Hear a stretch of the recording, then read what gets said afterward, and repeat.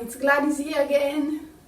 I'm here to encourage you today, and I'm here to talk about the power of a word.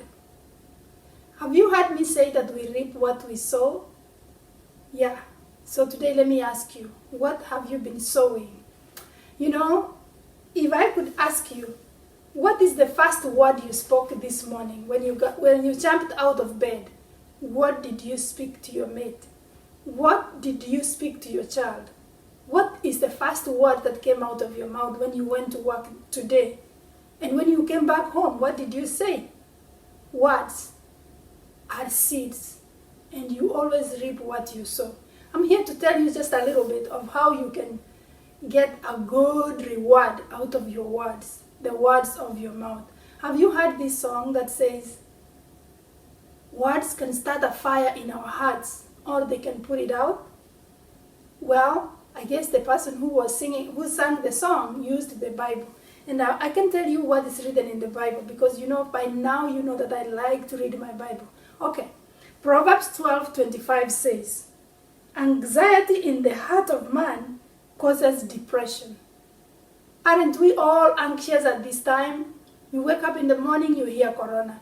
You turn on your TV, you hear about corona. You get a message on the phone, it's about corona. You get an email on your phone, it's about corona. We are filled with so much anxiety. In fact, I'm becoming so irritable and depressed just hearing the word. So, what do? The Bible says, anxiety in the heart of man causes depression, but a good word makes it glad. I need a good word. When I come home from work filled with anxiety, I need a good word. From my daughter, from my husband, from somebody. I need a good word. I don't need people sending me messages about corona. I know where to find them. I need a word. I need a good word to encourage me. A word that can help me to have peace in times of anxiety. But I want to tell you, there is a word in this book. A word in the book, the Bible. You will always find a good word in the Bible. For instance, if you want to learn about the peace of God, just read John 14:27. Jesus says, I will give you peace. Peace like no other. I won't give you peace like what the world will give you. I will give you peace that surpasses all human understanding.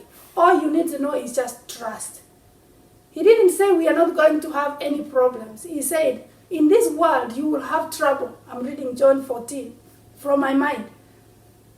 In this world you will have trouble.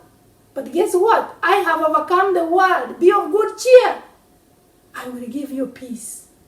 So may the Lord bless you with peace, even as you think about speaking a word of hope. In fact, sometimes I read books.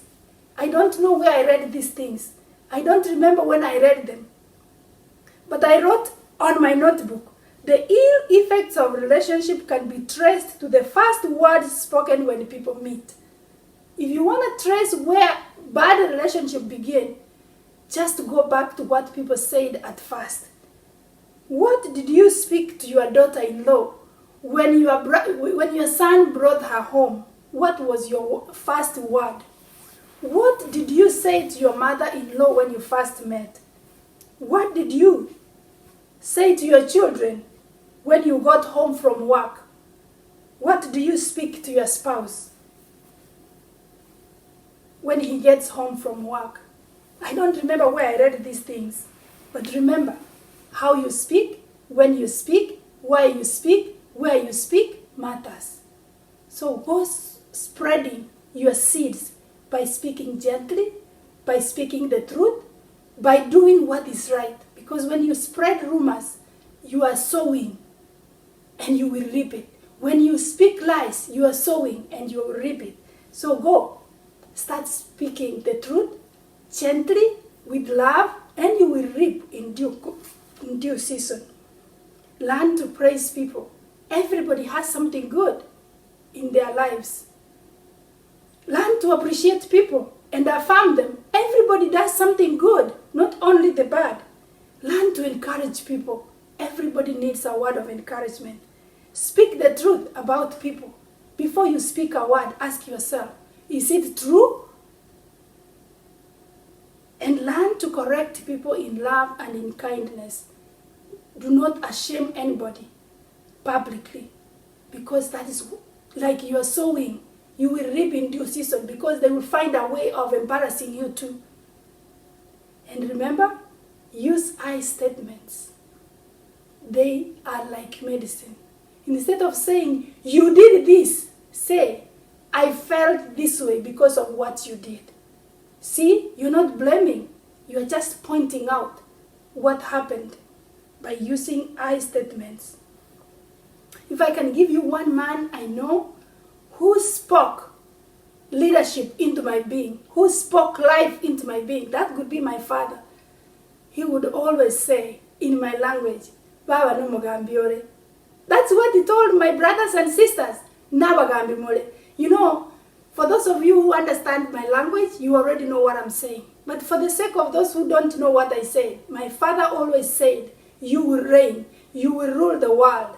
And guess what? Many of us are leaders, not because we are better than anybody, but because we have this confidence that our father put in us by always saying, no mugambiore. So go, sow your words wisely by being gentle, by being kind, by being honest, by speaking the truth, by appreciating people, affirming them, and actually do it for yourself. You need a word, and the word will set you free from anxiety. Adios.